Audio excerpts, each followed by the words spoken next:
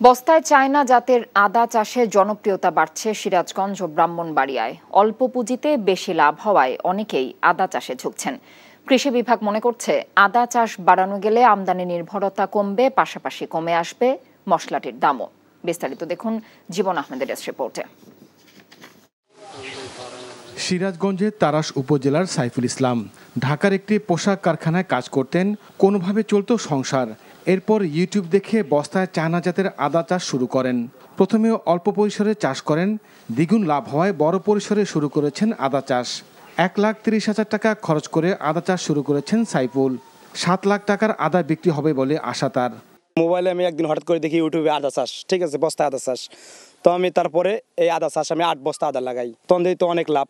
সেক্ষেত্রে আমি এই বছর আবার খুব বেশি করে আমি 2000 বস্তা এবার লাগাইছি। বস্তায় চায়না জাতের আদা চাষকে ইতিবাচক হিসাবে দেখছে কৃষি বিভাগ।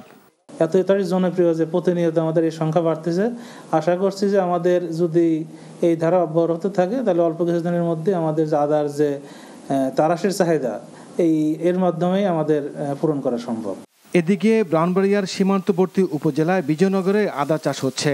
লিচু, কাঁঠাল, মাল্টা, কমলা বাগানের ফাঁকা জায়গার পাশাপাশি বাড়ির আঙ্গিনায় পরিত্যক্ত জায়গায় অনেকে চাষ করছেন আদা। বাণিজ্যিকভাবে জেলায় এবারই প্রথম চাষ হচ্ছে আদার। আগে জানতাম না আগে যে বস্তা আদা হইতো।